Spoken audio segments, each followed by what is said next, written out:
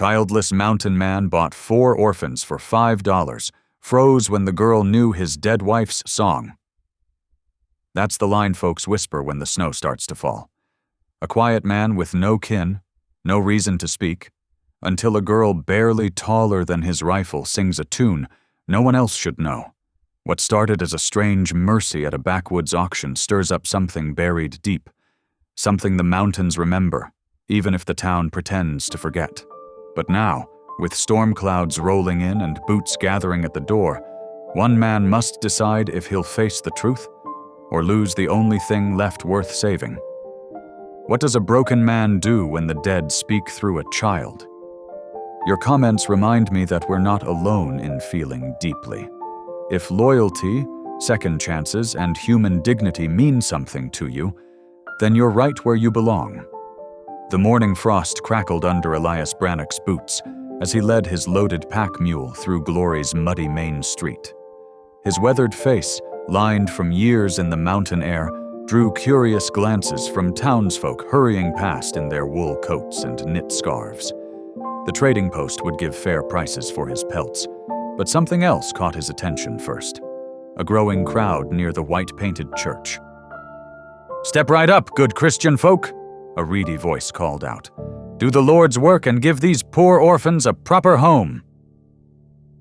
Elias's stride slowed. Through the press of bodies, he spotted 4 small figures huddled together on the church steps. Their clothes hung in tatters, and dirt streaked their thin faces. The oldest, a boy of maybe 12, stood protective over his siblings, while the youngest, a girl no more than 9, kept her eyes fixed on the wooden planks beneath her feet. "From the mission camp up Cedar Creek," a woman whispered nearby. "Burned clean to the ground last week. No survivors except these little ones." Reverend Mills, a narrow man in a black coat, gestured to the children. "Who'll start the bidding for young Thomas here? Strong back, good worker." The crowd murmured, a few hands raised. Elias's jaw tightened as he watched the oldest boy get sold to a rancher for $2. The second oldest went to a shopkeeper's wife for $1.50. Then the third child, gone for a single dollar to a weather-beaten farmer. Only the little girl remained now, her small shoulders trembling. As the Reverend started calling for bids, something extraordinary happened. A soft melody drifted through the cold morning air. The girl was humming, barely above a whisper. The tune struck Elias like a physical blow. That song. He knew that song. His hands gripped the mule's lead rope until his knuckles went white. The lullaby was sacred, passed down through generations of Apache mothers. His Shyla had sung it countless times during their years together, her voice gentle as summer rain. But Shyla was 5 years gone now, taken by fever, and he hadn't heard that melody since. Yet here it was, flowing from this orphan child's lips like a ghost from his past. "50 cents, someone called. "I could use help with the washing." Elias's boots moved before his mind caught up. $5, he said, his deep voice cutting through the chatter. "For all 4. The crowd fell silent. The Reverend blinked. "Sir, 3 are already sold." "Then I'll give those folks their money back, with interest." Elias pulled a leather pouch from his coat. The coins inside represented months of trapping, but he barely hesitated. $5 for the lot, they stay together." Whispers rippled through the onlookers. A mountain man, raising 4 children? The idea seemed absurd, but there was something in Elias's stance, in the quiet authority of his voice, that made even the Reverend pause. The little girl, Cora Lynn, someone said her name was, had stopped humming. She stared at Elias with dark eyes that seemed far older than her years. Recognition flickered there, though they'd never met. Perhaps she saw something familiar in him too. "Now see here." The rancher who'd bought Thomas started to protest, but Elias was already counting out coins into the Reverend's palm. "God's will works in mysterious ways," Reverend Mills announced. though his expression suggested he had doubts about this particular mystery. Still, $5 was $5, and the church could use the money. The other buyers were compensated, and within minutes, all 4 children stood before Elias. They formed a tight cluster, the older ones bracketing the younger, watching him with a mixture of wariness and desperate hope. "Got a place up near Timber Creek," Elias said gruffly. "Good water, plenty of game, room to grow." He wasn't sure if he was trying to convince them or himself. Thomas, the oldest, squared his thin shoulders. "We can work, mister. We're strong." "Reckon we'll sort all that out in time." Elias began unloading some of the pelts from his mule to make room for the smaller children to ride. "For now, let's get you fed and somewhere warm." As he helped Cora Lynn onto the mule's back, she looked at him with those knowing eyes.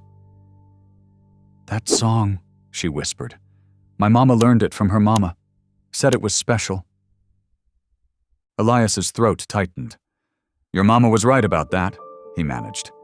Special indeed, special enough to bridge worlds, to reach across time and bring these children to him when they needed someone most.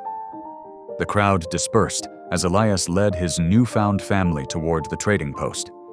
He'd get supplies first: food, blankets, warm clothes, then the long ride home, where he'd have to figure out how to be something he'd never thought he'd be: a father.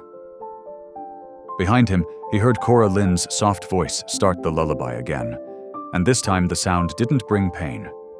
Instead, it felt like a promise, like Shyla's way of telling him he was doing right by her memory at last. The mountain trail wound higher through stands of blue spruce and aspen, their branches heavy with early snow. Elias's mule picked its way carefully, bearing the 2 smallest children, while the older boys trudged alongside. None of the children had spoken since leaving Glory, too worn down by cold and hunger to do more than follow. The afternoon sun was sinking behind the peaks when they finally reached the clearing where Elias's cabin stood. Smoke curled from the stone chimney. He'd banked the morning's fire well before heading to town. The sight of the sturdy log walls and swept yard seemed to give the children new energy. Even little Eli lifted his head from where he'd been dozing against Cora Lynn's back. "This here's home," Elias said, his voice rough from disuse. He helped the children down from the mule, noting how they huddled together like a litter of wolf pups. "Let's get you inside where it's warm." The cabin's single room felt smaller with 5 people in it. Elias busied himself stoking the fire while the children stood uncertain by the door, their shadows flickering on the log walls. The space was spare but neat. A plank table with 3 chairs, shelves of preserved food, and a narrow bed in one corner. Dried herbs hung from the rafters, their sweet, sharp scent mixing with wood smoke. "Zit," he told them, gesturing to the bearskin rug near the hearth. "I'll fix some stew." While beans and salt pork simmered in the iron pot, Elias pulled worn quilts from a cedar chest. The colors were faded, but the stitching still held strong. Shyla had made them in those quiet winter evenings before the fever took her. He laid them out near the fire, watching as the children wrapped themselves in the soft fabric. The meal was simple: beans, cornbread, and the last of his dried apple rings. The children ate like they hadn't seen food in days. Maybe they hadn't. Elias noticed how Cora Lynn made sure her brothers got the bigger portions, taking only what was left for herself. When the bowls were empty and the fire burned low, exhaustion finally overcame wariness. The 3 boys curled together under the quilts like puppies, but Cora Lynn stayed awake, her dark eyes reflecting the flames. Elias settled into his chair by the hearth, meaning to keep watch through the night. The cabin creaked and settled around them. Outside, an owl called once, twice, then fell silent. Near midnight, a small voice broke the quiet. Cora Lynn was whispering to little Eli, who had started whimpering in his sleep. "Hush now, little brother. Remember the red canyon where the wild roses grow? Remember how Mama would sing there, her voice echoing off the walls like bird songs. The words stirred something in Elias's memory. He waited until the girl's whispers faded and her breathing deepened into sleep. Then he knelt by the hearthstone, fingers finding the loose edge where he'd hidden his most precious possession. The leather-bound journal was worn smooth with handling. Shyla had filled its pages with her neat script, recording medicines and stories passed down through generations. But it was the drawings that caught his eye tonight. Delicate sketches done in charcoal, capturing faces and places from her past. He turned the pages carefully until he found what he sought. There, a woman standing beside a canyon wall starred with tiny flowers. The resemblance to Cora Lynn was striking. The same high cheekbones, the same quiet dignity in her bearing. Beneath the sketch, Shyla had written a single word: sister. Elias stared at the drawing for a long time. Could these children be his wife's kin? The timing fit. The mission camp where they'd been found lay near the reservation where Shyla's people had been moved. And that lullaby. The first light of dawn was creeping through the windows when he finally tucked the journal away. Snow had begun falling outside, thick flakes drifting past the glass. The children slept on, wrapped in his dead wife's quilts, while questions with no easy answers settled around them like the snow. He watched Cora Lynn's face in the growing light. She looked so much like the woman in the drawing, like Shyla's sister, who must have been these children's mother. But he held his tongue. There would be time enough for truth-telling once trust was built between them. For now, the snow fell steadily, wrapping the cabin in white silence. The fire needed tending, and soon the children would wake hungry. Simple tasks, but important ones. The rest would sort itself out in time. The snow fell steadily through the morning, building drifts against the cabin's rough-hewn walls. Elias watched through frost-edged windows as the familiar landscape transformed into something softer, quieter. Inside, the fire crackled steadily, and the children's breaths came slow and even as they slept late into the morning, worn out from yesterday's long journey. When they finally stirred, Elias knew they needed purpose to keep the shadows at bay. He'd learned that lesson in his own dark days after Shyla passed. Idle hands left too much room for sorrow to creep in. "Jed," he called to the oldest boy, who stood uncertainly by the window. "Come help me split some kindling. Weather like this, we'll need plenty." The boy followed him to the covered woodshed, his feet crunching in the fresh snow. Elias demonstrated how to hold the hatchet, showing him the proper angle for the swing. "Keep your thumb tucked," he instructed, watching as Jed attempted his first strike. The wood split clean, and a hint of pride crossed the boy's face. "That's good. Real good." Inside, Cora Lynn had found her way to the kitchen area without being asked. She stood on tiptoe to reach the bean pot, moving with the quiet efficiency of someone used to caring for others. Her small hands worked surely as she added water and stirred the coals beneath the pot. Elias noticed how the younger boys gravitated to their sister, watching her every move like lost ducklings. Even as she worked, she kept one eye on little Eli, murmuring soft words when he strayed too near the hearth. The day passed in simple tasks. Jed split enough kindling to fill 2 baskets, his shoulders straightening with each successful stroke. Thomas helped stack the wood, while Eli napped in a patch of pale sunlight that streamed through the window. As evening drew near, the boys curled up on their quilts near the fire, tired from the day's work. Elias settled into his chair with Shyla's journal, holding it close to the lantern's glow. The familiar pages brought comfort, though each word still ached like a healing wound. "My mama had a book like that." Cora Lynn's voice was so soft he almost missed it. She stood near his chair, her dark eyes fixed on the journal. "She did?" Elias kept his voice gentle, afraid to spook her back into silence.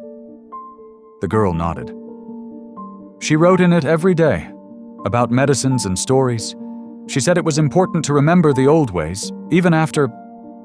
She trailed off, twisting the hem of her worn dress. After what? Elias prompted carefully. After she married the preacher man, my papa.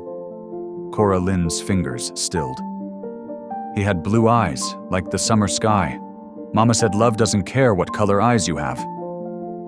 Elias's heart thumped harder. He thought of Shyla's words about her sister, scattered through the journal's pages, about how she'd chosen a different path, leaving the reservation to marry a man of God. Where did you live? He asked, trying to keep his voice steady. By the Red Canyon, where the wild roses grew up the walls. A shadow crossed her face. Until the men came on horses. They had papers from the government, said we had to leave, that it wasn't our land anymore. Elias's fingers tightened on the journal. He'd seen too many such removals during his army days, had carried the guilt of his silence ever since. What happened then? Papa tried to argue, said we had a right to stay, but they burned the mission anyway. Her voice grew distant. Mama got us out through the back door. We walked so far. Then she got sick. The girl fell silent, but Elias could fill in the rest. Too many people, forced from their homes, had succumbed to illness and exposure on such journeys. The quiet stretched between them until Cora Lynn began to hum. The same melody she'd sung in town, the one that had stopped his heart.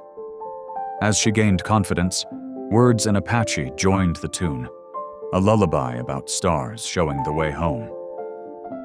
Elias closed his eyes, remembering Shyla singing those same words on winter nights like this one. When he opened them again, he saw the younger boys had crept closer, drawn by their sister's voice. He didn't stop her singing. Instead, he listened as the ancient words filled the cabin, watching how the children leaned into each other, finding comfort in the familiar melody. The song spoke of hope and guidance, of ancestors watching over their children. It was a reminder that even in the darkest times, they were not alone. Outside, the snow continued to fall, and somewhere in the distance, a wolf called to its pack. But inside the cabin, warmed by fire and song, 4 orphaned children and a grieving man began to find their way towards something that felt almost like family. The morning sun cast long shadows across the frosted ground as Elias saddled his horse. He'd put off the supply run as long as he could, but they were running dangerously low on flour and lamp oil. Jed stood in the doorway, shoulders straight despite the worry in his eyes. "Remember what I told you," Elias said, checking the cinch one last time. "Keep the door barred. Don't let anyone in." "Yes, sir." Jed nodded, his voice steady. "I'll watch over them." Through the window, Elias could see Cora Lynn at the table, helping little Eli with his breakfast while Thomas swept the hearth. The sight tugged at something deep in his chest. "I'll be back before sundown," he promised, swinging into the saddle.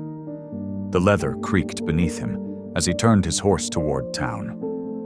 Glory looked different in the harsh winter light. Folks who'd nodded to him for years now turned away as he passed. He could feel their stares boring into his back as he tied his horse outside the general store. Inside, conversation died when he entered. Mrs. Peterson, usually chatty while weighing out flour, barely spoke 2 words. Her hands trembled as she measured the lamp oil. "That'll be $1.20, she said, not meeting his eyes. The bell above the door chimed. Heavy boots stomped on the wooden floor. "Mr. Brannock," a woman's voice, sharp as a whip crack. "I believe you have something that belongs to me." Elias turned slowly. A woman in black stood in the doorway, a deputy hovering behind her like a shadow. Her face was pale and pinched with grief, but her eyes blazed with righteous anger. "Ma'am?" Elias kept his voice neutral, though his hand instinctively moved closer to his belt. "I'm Mrs. Sarah Whitaker. Those children you acquired were promised to the Denver Children's Home. My late husband arranged it before he died." The deputy stepped forward, hand resting on his gun belt. "Best come quiet like, Brannock. Don't make this harder than it needs to be." "There's been no crime," Elias said, his words measured and calm despite the thunder in his chest. "I bought those children fair and legal at auction." "An auction that never should have happened." Mrs. Whitaker's voice rose. "Those children were in my husband's care. He died trying to save them from the fire that took our mission. I have papers." "That's enough." Marshal Renner's voice cut through the tension like a knife. He stood in the doorway, thumbs hooked in his belt. "This ain't the place for such discussions." The marshal's office was cold, despite the pot-bellied stove in the corner. Elias stood with his back to the wall while Mrs. Whitaker presented her case, pulling wrinkled papers from her reticule. "My husband arranged everything," she insisted, spreading the documents on the marshal's desk. "The orphanage was expecting them last week. When I heard what happened..." She shot Elias a venomous look. "These children need proper Christian care, not to be dragged off to some mountain shack by a..." "Mrs. Whitaker," Marshal Renner interrupted, studying the papers. "These arrangements were informal at best. Mr. Brannock purchased the children legally, witnessed by the church council." "But, however," the marshal continued, turning to Elias, "given the circumstances, this needs to be settled proper. You have 10 days to prove guardianship in court. Show you can provide for them, that you're fit to raise them." "And if I can't?" Elias asked, though he already knew the answer. "Then they go to the orphanage." The marshal's eyes were tired but firm. 10 days, Brannock. Make them count." The ride home seemed longer, each hoof beat marking time, slipping away. The children were waiting when he returned, faces pressed against the window glass. He could see the fear in their eyes as he unsaddled his horse and carried in the supplies. "Something's wrong," Cora Lynn said as soon as he stepped inside. She'd always been too perceptive for her own good. Elias set down the flour and oil, then gathered them around the table. They deserved the truth, plain and simple. "There's going to be a court hearing," he explained. "Mrs. Whitaker, your missionary's widow, she wants to send you to an orphanage in Denver." "No," Jed jumped to his feet. "We can leave tonight. Head into the mountains. They'll never find us there." "Sit down, son." Elias waited until the boy obeyed. "We ain't running. That's not the answer." "But they'll take us away," Thomas whispered, clutching his little brother's hand. "Listen to me, all of you." Elias leaned forward, meeting each pair of eyes in turn. "I bought you fair and square, but that ain't what matters. What matters is finding out the truth, about who you are, where you belong. I got 10 days to prove I can care for you proper. And if you can't?" Cora Lynn's voice was barely a whisper. "Then we'll face that when it comes," Elias said firmly. "But for now, you're staying right here. We clear on that?" Foreheads nodded slowly, though he could see the worry hadn't left their eyes. Outside, the wind picked up, rattling the cabin's windows like time itself was knocking, counting down their days together. Dawn painted the mountains gold as Elias readied his horse for the long ride south. The children watched from the porch, breath clouding in the crisp morning air. Fresh snow had fallen overnight, but the sky looked clear enough for travel. "I need you to be strong today," Elias told them, adjusting his saddlebags. "Jed, keep that woodpile stocked. Cora Lynn, mind the little ones." "Yes, sir," they answered in unison, huddled close against the cold. The reservation agency lay 20 miles south through winding mountain trails. Elias urged his horse forward, mind churning with questions only Ben Yazzie might answer. The Navajo preacher had known Shyla years ago, before she'd married Elias. If anyone could help piece together the children's past, it would be him. Back at the cabin, dark clouds began gathering over the peaks. Jed noticed them first while stacking firewood by the door. "Storm's coming," he muttered, hurrying to bring in extra logs. The wind picked up quickly, driving needles of snow against the windows. Inside, Thomas pressed his face to the glass. "Getting awful dark out there." "Away from the window," Cora Lynn called, stirring a pot of beans on the stove. "Help me set the table for lunch." The storm hit full force by midday. Wind howled through the pine trees, rattling the cabin's walls. Little Eli whimpered at each gust, clinging to Cora Lynn's skirts as she moved about the cabin. "The fire's getting low," Jed said, frowning at the hearth. He added another log carefully, just as Elias had shown him.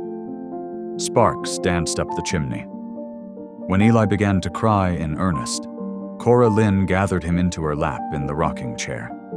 She began to sing softly, the same haunting melody that had caught Elias's attention at the auction. Her clear voice rose above the storm's fury. "Sleep, my child, beneath the stars, safe within the cricket's song. Mother Mountain watches near, till morning light returns." The familiar words seemed to calm them all. Even Jed's shoulders relaxed as he tended the fire. Thomas curled up on the bearskin rug, letting the melody wash over him. Outside, the storm raged on. Miles away, Elias finally reached the agency as afternoon shadows lengthened. The small wooden church stood apart from the other buildings, its bell tower reaching toward heavy clouds. He found Ben Yazzie inside, reading by lamplight. The Navajo preacher looked up, recognition warming his weathered face. "Elias Brannock, it has been many seasons." "Too many, friend." Elias removed his snow-crusted hat. "I need your help." Ben listened intently as Elias described finding the children, the lullaby, and his suspicions about their connection to Shyla. When he finished, Ben was silent for a long moment, fingers tracing the Bible's worn leather cover. "Shyla spoke to me once of her sister," he said finally. "Nida." They were separated during the forced relocations. Nida fled south with others who refused the reservation. She settled near Canyon de Chelly, in Arizona territory. Elias leaned forward. "You're certain?" Ben nodded. "Shyla always hoped to find her again. She said Nida married a man who preached to both natives and settlers." He paused. "These children you describe, they could well be Nida's." "I need to prove it," Elias said. "Court hearings in 9 days, without evidence of kinship." "I will help you," Ben said firmly, "both as a man of God and as one who knew Shyla's heart. The agency courier rides south tomorrow. We can send word to the missions near Canyon de Chelly." Together they composed a letter describing the children and the circumstances. Ben added a few lines in Navajo, explaining things that might matter to Nida. As they finished, the storm outside began to ease. "You should stay until morning," Ben offered, but Elias shook his head. "The children are waiting. Ride with me? They need to hear what you've told me, and the court should know you're willing to speak on our behalf." Ben agreed, saddling his horse despite the gathering dusk. They rode north through deepening snow, reaching the cabin just as evening fell. Warm lamplight glowed in the windows, and smoke rose straight from the chimney into the clearing sky. Inside, they found all 4 children asleep by the fire. Jed propped against the woodbox, Thomas and Eli curled together on the rug, and Cora Lynn in the rocking chair. The cabin was warm, the fire well tended. Ben's eyes softened at the sight. "You have done well by them already," he said quietly. "We will find Nida, my friend. And until then, I will help you keep them safe." Elias nodded, throat tight with emotion as he watched the sleeping children. Tomorrow they would wake to fresh hope, the promise of family found and a future secured. But for now, they slept peacefully, watched over by those who would fight to protect them. Ben Yazzie stayed for supper, his calm presence filling the cabin with peaceful purpose. He sat cross-legged by the hearth, while Cora Lynn stirred cornmeal into bubbling water. The familiar scent of cooking mush brought a gentle smile to his weathered face. "Your mother would have made it just this way," he told her. "Apache women learn these things from their mothers, who learned from their mothers before them. The knowledge flows like a river through time." Cora Lynn's hands stilled on the wooden spoon. Did you know my Aunt Shyla's cooking too?" "I did," Ben nodded. "She made the best pine nut cakes in spring. The way you stir, it reminds me of her." Elias looked up from his workbench by the window, where pale wood shavings curled around his boots. The half-finished cradleboard was taking shape under his careful knife strokes. He'd been working on it since dawn, remembering how Shyla had shown him the proper way to curve the hood that would shield a baby's face from sun and wind. Ben noticed his handiwork and approved. "A good choice, friend. The cradleboard shows respect for the old ways." He turned to little Eli, who was watching the carving with wide eyes. "Your pa honors your mother's people by making this?" The word "pa" hung in the air like wood smoke. Elias's knife paused mid-stroke, but he said nothing. The children exchanged glances, testing the word in their minds. When supper was ready, they gathered around the rough-hewn table. Steam rose from bowls of corn mush, topped with strips of dried venison. Ben folded his hands and spoke a prayer in Navajo first, then English. "Creator of all things, we thank you for this food, for shelter from storms, and for bringing lonely hearts together under one roof. Guide us in the days ahead. Help us speak truth to those who would judge." "Amen." "Amen," the children echoed softly. After the meal, Ben spread papers on the table and began preparing Elias for the court hearing. "You must be ready for their questions," he said. "They will want to know your means of support, your character references, your plans for the children's education." Jed, clearing dishes, paused to listen. "Will they ask us questions too?" "They might," Ben answered honestly, "but I will be there to help, and your pa will speak for you." There it was again, that word. This time Jed tried it out loud. "Pa says we can learn our letters here at home, once the winter eases." Elias's heart squeezed at the casual way the boy said it. He kept his eyes on the papers, but his hand trembled slightly as he signed where Ben indicated.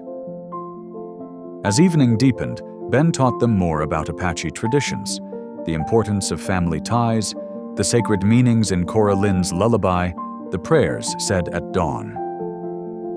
The children listened intently, especially when he explained how Shyla had kept these ways alive even after accepting Christian teachings. "Your aunt found room in her heart for both paths," he told them. "She knew that love speaks many languages." When Ben finally wrote out, stars were brightening in the crystal-clear sky. The snow had stopped, leaving the world hushed and white. Elias stood on the porch watching until the preacher's horse disappeared into the darkness. Inside, he found Cora Lynn putting the little ones to bed. She tucked the quilts around Eli with practiced care, humming softly. Thomas was already asleep, but Jed lingered by the fire. "Pa?" he said hesitantly. "Think I could help with that cradleboard tomorrow?" Elias swallowed hard.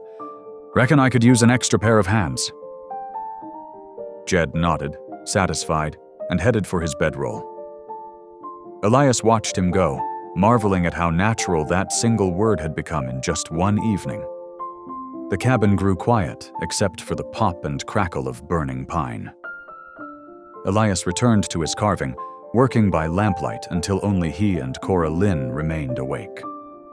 She sat in the rocking chair, watching the knife-shaped smooth curves in the wood. "Would you sing with me?" she asked suddenly. "The lullaby?" Elias's hands went still. The melody rose in his throat but stuck there, tangled with memories of Shyla's voice. He shook his head slowly. "I can't," he whispered. "Not yet."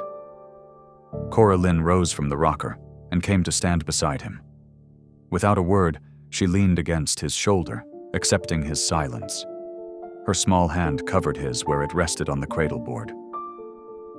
They stayed that way for a long while, the lamplight casting their shared shadow on the cabin wall. Outside, an owl called once, soft and low. Inside, a father and daughter held the quiet space between songs, knowing that someday, when the time was right, their voices would join together.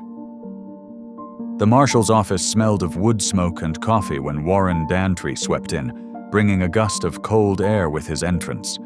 His polished boots clicked against the wooden floor as he removed his expensive hat, revealing perfectly combed hair untouched by the mountain wind. Marshal Renner looked up from his desk, his weathered face betraying nothing.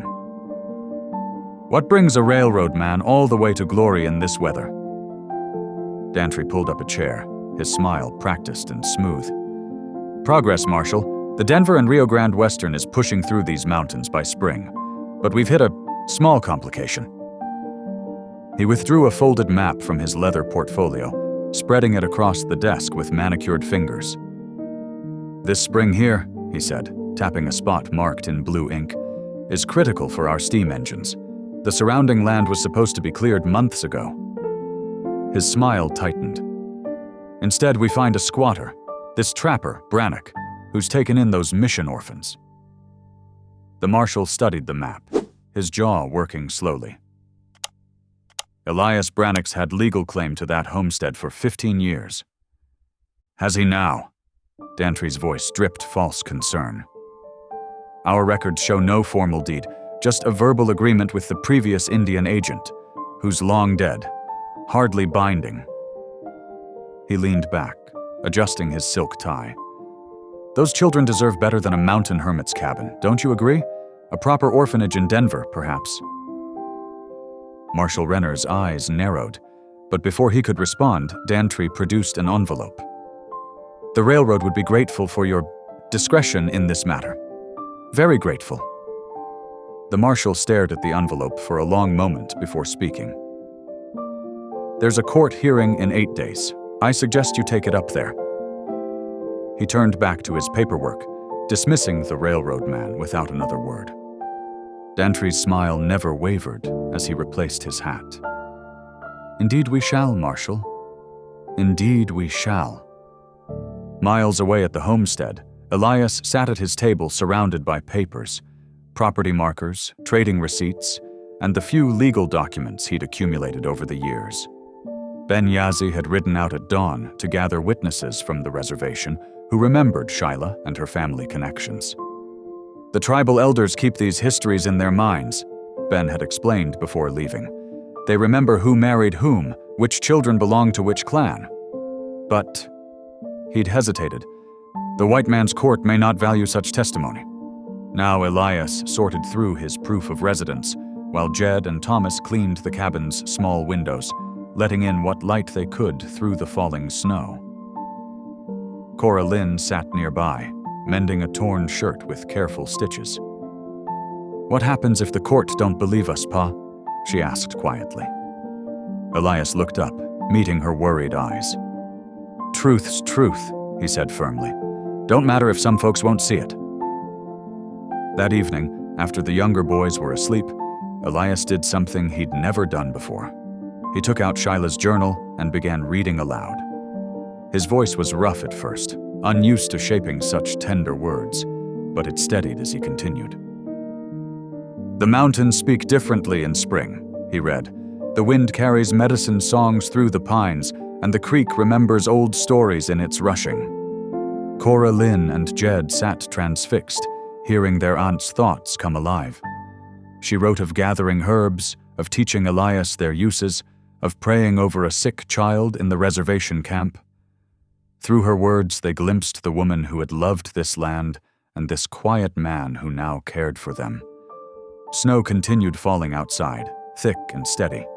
The lamp's glow caught the silver in Elias's hair as he turned each page with careful fingers. He read until his voice grew hoarse, until Jed's head nodded against his sister's shoulder. "I dream sometimes," he read softly, "of children's laughter in these rooms, of small feet on these floors. The Creator knows what my heart holds, even when words fail me." Elias closed the journal gently. Cora Lynn wiped her eyes with her sleeve, and even Jed looked away to hide his face. "She would have loved you all," Elias said roughly. "Would have known just what to say, just how to make this right."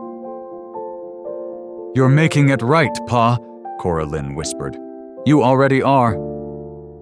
The fire crackled low in the hearth as the children finally went to bed.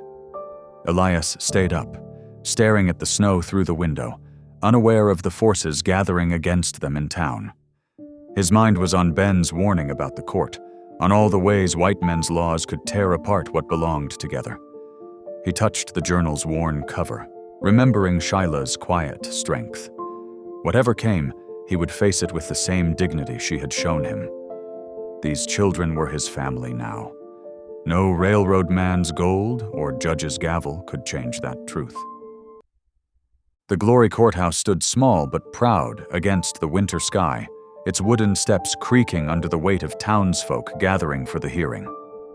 Inside, morning light filtered through frosted windows, casting long shadows across the worn plank floor. Elias sat straight-backed in his chair. The children clustered close beside him. Cora Lynn had braided her hair carefully that morning, and someone had managed to smooth down little Eli's wild curls. They looked like a family, Elias thought. They were a family. Judge Harrison adjusted his spectacles, peering down from his raised desk. This court will now hear the matter of guardianship for the 4 minor children formerly under the care of the Resurrection Mission. His voice echoed in the hushed room. Mr. Brannock, you may present your case. Elias stood slowly, conscious of every eye upon him. From his coat, he withdrew Shyla's journal, its leather cover soft with age. Your Honor, these children ain't strangers to me. They're kin through my late wife, Shyla. His rough hands opened the journal with surprising gentleness. She wrote here about her sister Nida, who moved south years back. These young ones are Nida's sister's children. The judge leaned forward. And you can prove this connection? I have a witness, Your Honor. Elias gestured to Ben Yazzie, who rose from his seat with quiet dignity. Ben approached the front, his dark eyes steady. I knew Shyla Two Rivers before she married Elias Brannock. I served as translator when she came to the agency. He spoke with measured certainty. She often spoke of her sister Nida, who had gone to the Southern Territories. The Apache people keep careful track of family lines. These children's mother was indeed their youngest sister. The missionary widow stood then, her black dress rustling.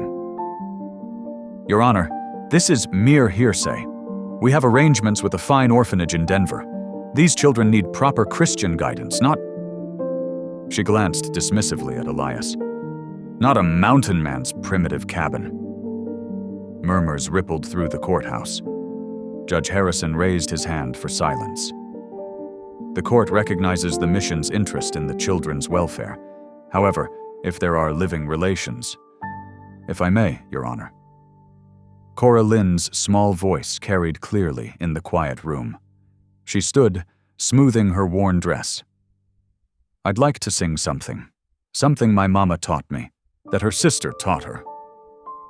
The judge nodded, curiosity crossing his lined face. Cora Lynn closed her eyes and began to sing. The ancient lullaby filled the courthouse, its Apache words flowing like water over stones. Elias felt his throat tighten, remembering Shyla singing those same words on quiet evenings. Even those who had come to oppose them fell silent, touched by the pure notes of remembrance and love. When the last echo faded, Cora Lynn opened her eyes. That's our family song, she said simply. And Shyla knew it too. Judge Harrison removed his spectacles, polishing them slowly. Mr. Brannock, while this court is moved by the evidence presented, we require more substantial proof of kinship. He paused, considering. I will grant you 2 weeks to produce living relations who can verify these claims. Until then, the children will remain in your care. Much obliged, Your Honor, Elias said quietly. Outside the courthouse, Mr. Dantry stood close to the missionary widow, his words too low to hear, but his smile was sharp as he watched Elias lead the children down the steps. That evening, after the long ride home through gathering clouds, Elias sat at his table while the children slept peacefully in their beds. The lamp cast a warm glow as he carefully wrote a second letter to Nida. Sister of my beloved Shyla, I write again with urgency. Your sister's memory lives in these children's songs, in their eyes, in their very breath. But the white man's court needs proof of blood ties. Without your word, without your presence, I fear they'll be lost to us both. Please, if you receive this, come quickly. They need their aunt. They need their people's memory to stay whole. He signed his name and sealed the letter. Tomorrow he would send it south with a trader he trusted, a man who knew the old paths and the importance of family bonds. Elias knelt beside his bed, his prayer rough but sincere. Lord, you know these young ones belong here. You know the truth of it. Help us prove what our hearts already know. He checked on each child before settling down. Jed and Thomas slept back to back, sharing warmth. Little Eli had kicked off his blanket again. Elias gently tucked it around him.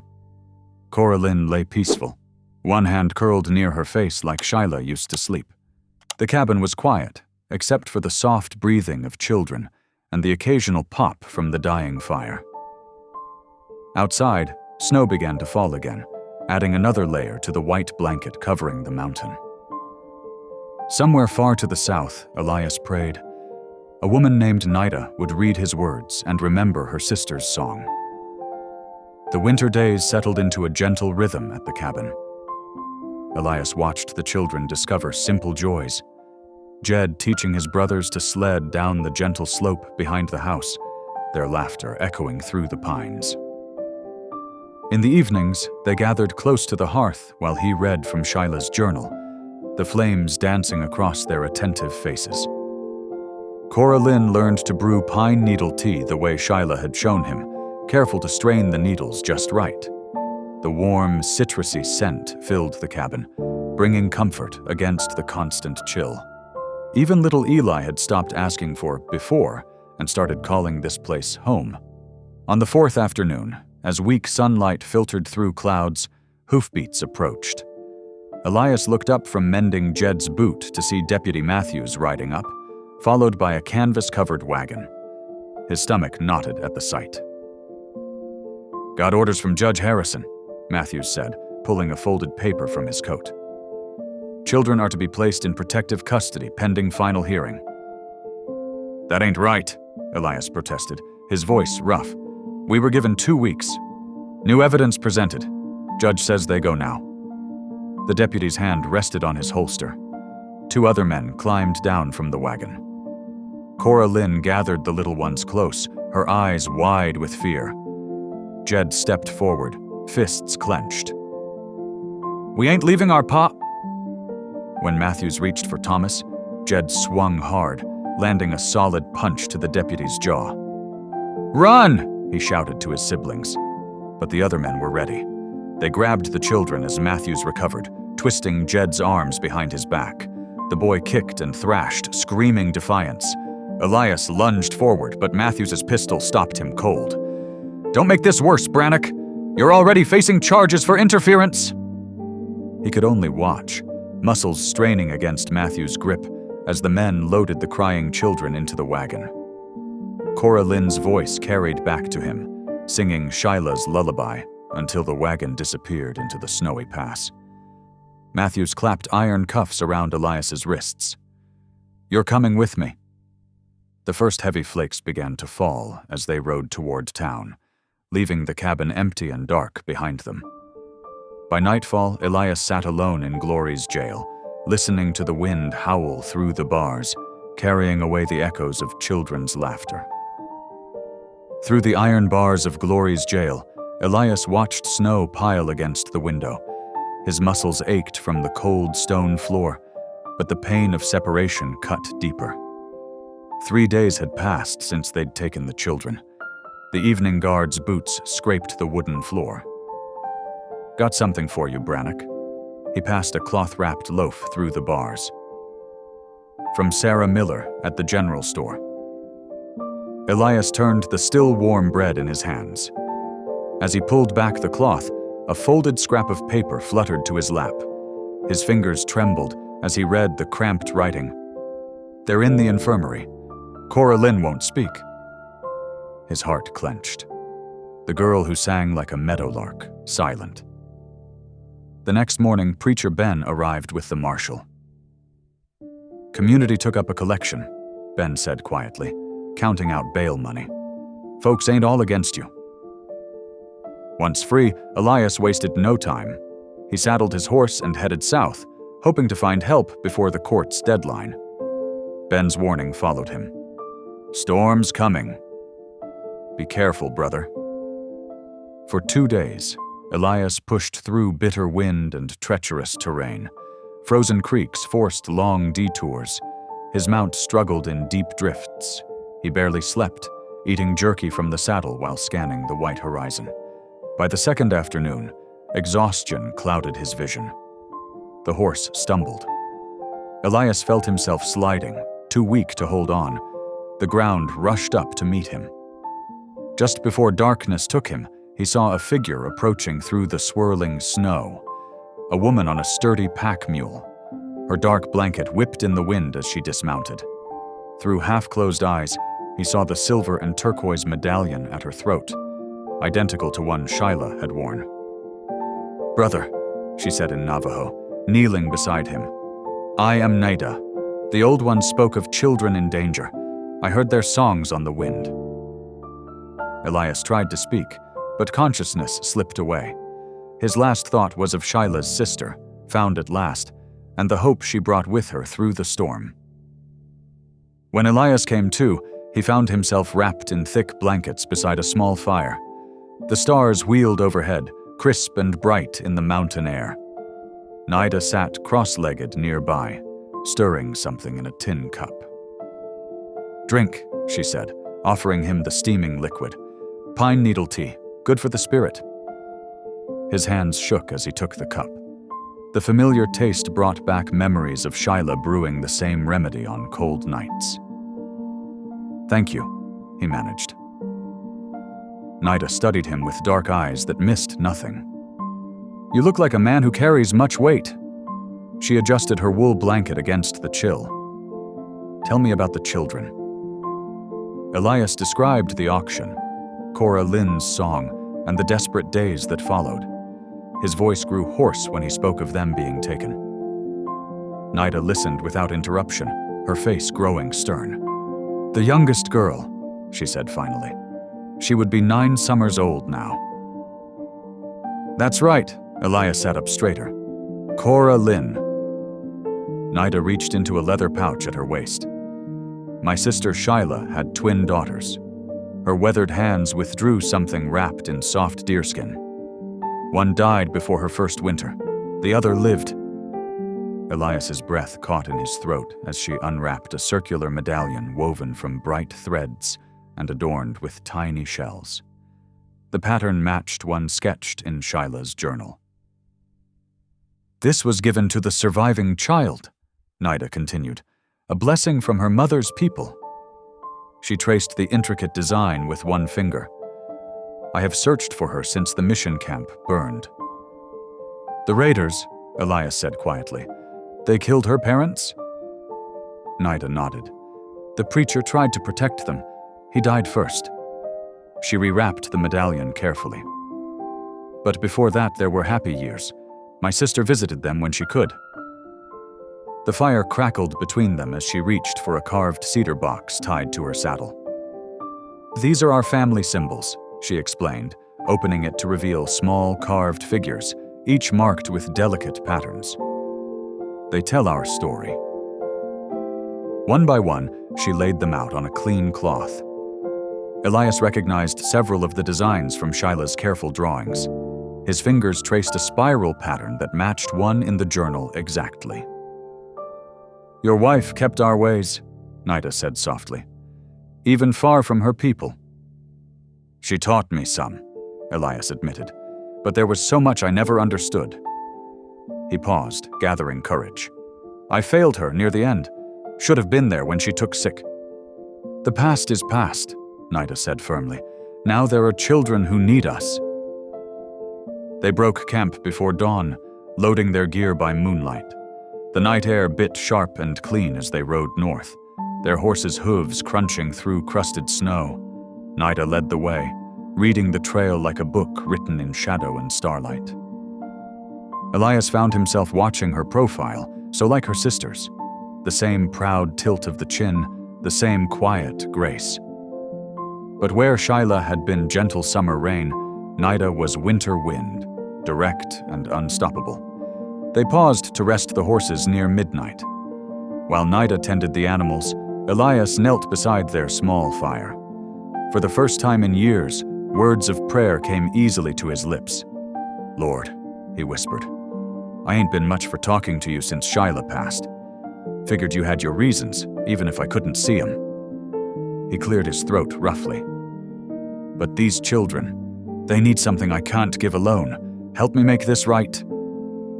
When he looked up, Nida stood nearby, her face softened by firelight.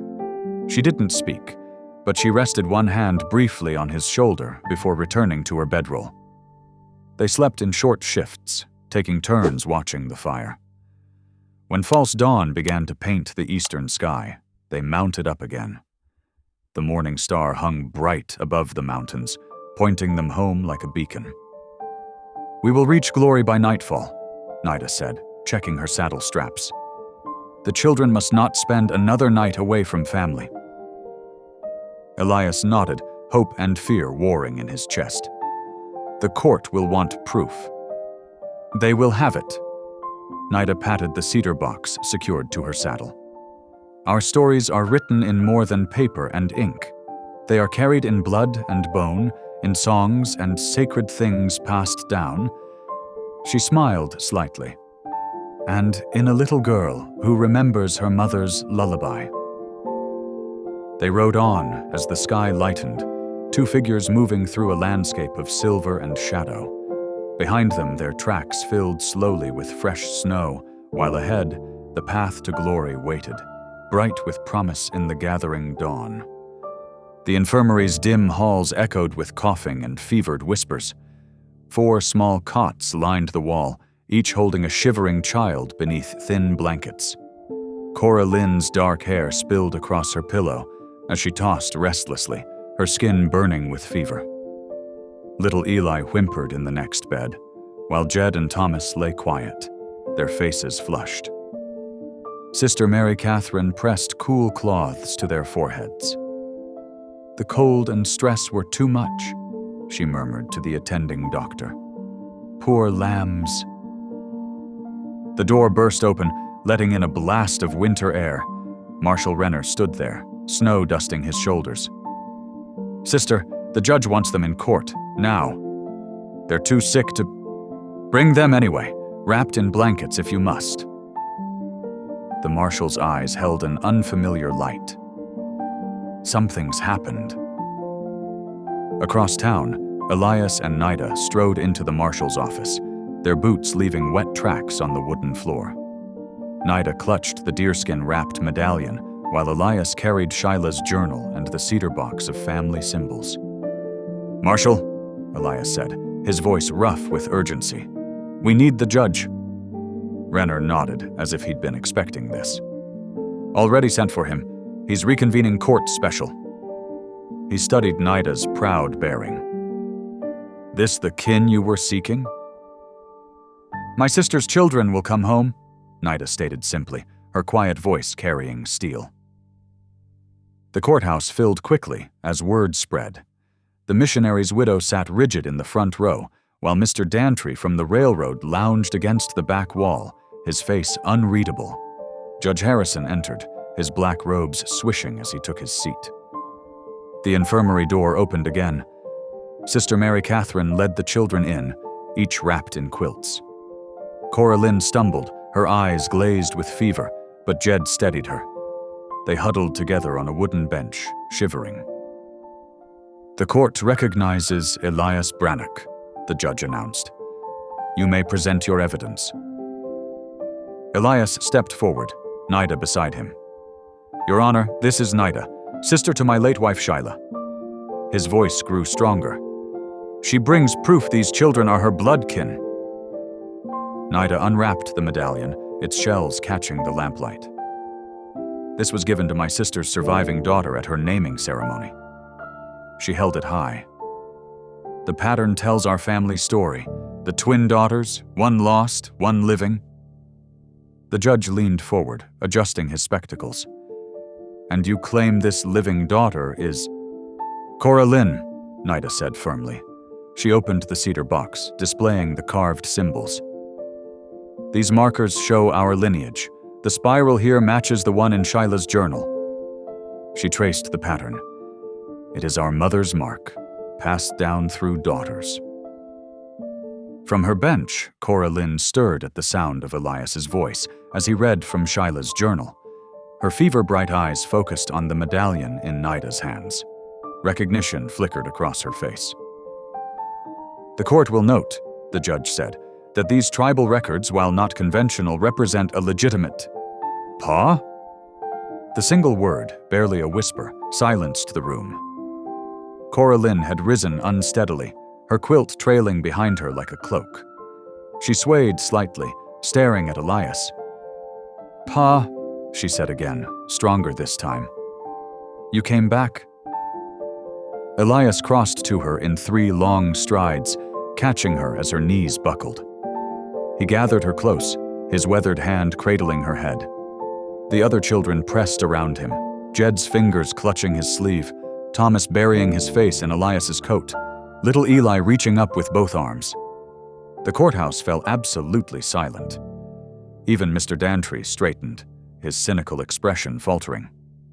Judge Harrison removed his spectacles, wiping his eyes with a handkerchief. He cleared his throat several times before speaking. Having reviewed the evidence, he said, his voice rough with emotion, this court finds clear and compelling proof of kinship. He squared his shoulders. Furthermore, the obvious bond between Mr. Brannock and these children cannot be ignored. The missionary's widow started to protest, but the judge held up his hand. I hereby grant shared guardianship to Elias Brannock and Nida, with full tribal protections. His gavel cracked against the desk. The children's land rights through their mother's people will be recorded and preserved. The court also recognizes Mr. Brannock's homestead as part of their rightful inheritance. Mr. Dantry slipped quietly from the courthouse, his railroad plans thwarted. Nida moved to stand beside Elias and the children. She draped the medallion gently around Cora Lynn's neck, then wrapped her arms around them all. Welcome home, little ones, she murmured in Apache. Welcome home. Sister Mary Catherine approached with fresh blankets and a tearful smile. Let's get these children back to bed until their fever breaks. She touched Elias's arm. You can stay with them now. As they carried the children back to the infirmary, Cora Lynn kept one hand locked in Elias's and the other holding tight to Nida. The medallion gleamed against her nightgown, its shells chiming softly. A song of family restored, of promises kept, of love that bridges all distances. The morning sun glinted off fresh snow as Mr. Dantry's polished boots crunched across the infirmary yard. He found Elias chopping wood behind the building, the axe rising and falling in steady rhythm. Mr. Brannock, Dantry called out, adjusting his silk tie. A moment of your time? Elias set the axe down, but didn't speak, his weathered face unreadable. Dantry pulled out a leather wallet, thick with bills. $800 cash for your homestead. He smiled smoothly. More than fair, considering the circumstances. Circumstances? Elias's voice was quiet. 4 sick children, medical bills, winter supplies. Dantry counted out the money. This could give them a proper start. Inside the infirmary, Cora Lynn watched through the window, her small hand pressed against the glass. The medallion from Nida caught the light at her throat. Elias looked past Dantry to his daughter's face. That spring belonged to my wife's people before any of us came. He stepped closer to the railroad man. It'll belong to her children after we're gone. Be reasonable. I reckon I am being reasonable. Elias's eyes hardened. That land ain't for sale. Not for 800, not for 8,000. Dantry's charm cracked. The railroad doesn't take kindly to... The railroad don't have a say anymore. Marshal Renner's voice cut through the morning air. He approached with Ben Yazzie and several townspeople. These folks have something to show you. Sarah Miller, the general store owner, held up a paper thick with signatures. Petition to the territorial governor, she announced, documenting your attempts to pressure landowners and requesting a new marshal who'll enforce the law proper. Renner removed his badge, letting it fall into the snow. Already sent my resignation by telegraph. He looked at Elias. Should have done it sooner. Sorry about that. Dantry's face reddened. He shoved the money back in his wallet and stormed toward his waiting carriage. The missionary's widow sat inside, her carpetbag packed. Without a word, they drove away toward the railroad station, leaving only hoofprints in the fresh snow. Ben Yazzie watched them go, then turned to Elias with a gentle smile. The Lord works in mysterious ways, my friend. He gestured to Nida, who had joined them. We've been talking. The agency needs a proper school, one that respects both learning and tradition. Nida nodded. The children need to know their letters, she said, but also their stories, their songs. She touched the medallion at her own throat, matching Cora Lynn's. We will teach both. A partnership, Ben explained, between church and tribe. A place where all children can learn together. Inside the infirmary, Sister Mary Catherine opened the window. Their fevers have broken, she called out. They can go home tomorrow. Elias's shoulders relaxed for the first time in days. He looked at the faces around him. Ben's quiet wisdom, Nida's fierce pride, the townspeople's newfound support. Something tight in his chest began to unwind. That evening, after the children had their supper, Elias sat in the infirmary workshop. Wood shavings curled around his boots as he carved, his knife moving with careful precision. The rich scent of pine filled the air. Jed wandered in, his blanket wrapped around his shoulders. What are you making, Pa? Chairs, Elias answered, smoothing a rough edge. 4 of them, just your size. Jed ran his hand along the finished seat. Like a real family table? Exactly like that. Elias set down his knife. You're feeling stronger? The boy nodded. Thomas, too. Even Eli ate all his soup. He paused. Cora Lynn's singing again. Through the workshop door came the soft sound of the lullaby, the one that had first caught Elias's attention at the auction. But now other voices joined in, Nida's deeper harmony, Ben's gentle bass, even Sister Mary Catherine trying to follow along. Elias picked up his knife again, blinking hard. The chair beneath his hands took shape.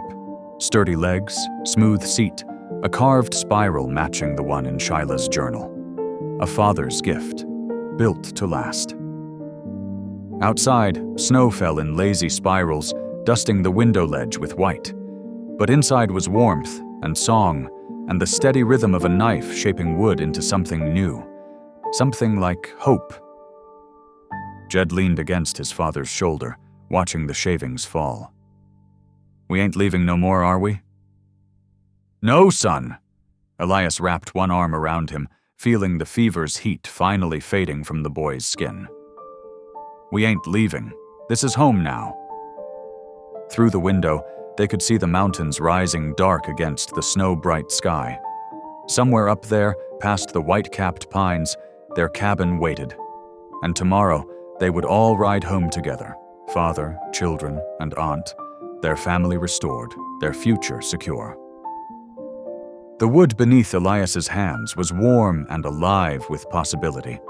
4 chairs for his children, a table where they would gather, a home where 2 worlds could meet in peace, and stories could be told in any language, and love could bridge even the deepest valleys. He held his son close and listened to the singing, his heart full of quiet joy. The winter wind whistled outside, but inside Elias's cabin, warmth and the scent of pine filled every corner. Cora Lynn sat cross-legged by the fire, her nimble fingers weaving strands of sweetgrass into a small doll's hair. Beside her, Thomas carefully tied ribbons of dried pine needles into sachets, his tongue poking out in concentration. "Smells like the forest," Jed said, leaning in to sniff one of the finished sachets. He'd already completed 3 neat little bundles that would keep clothes fresh through the cold months.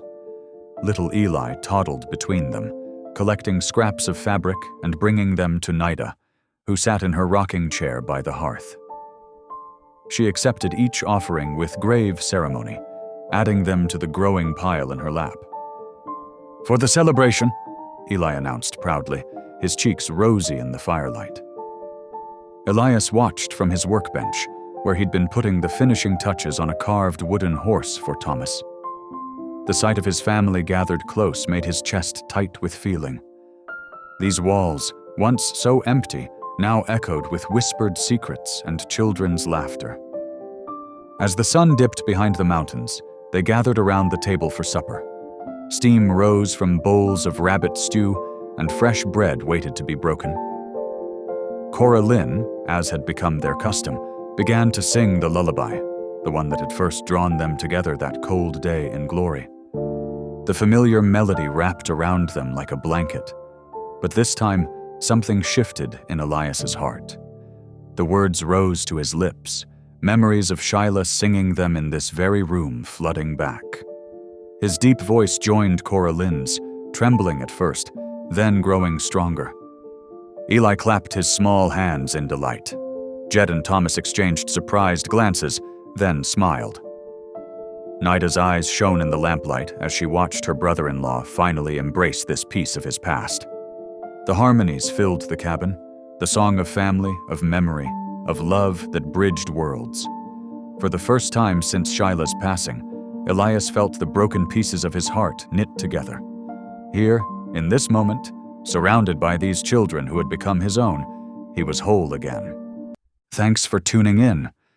These stories remind us that life is more than headlines. It's about heartlines. Subscribe if you want more moments that make you pause, feel, and reflect.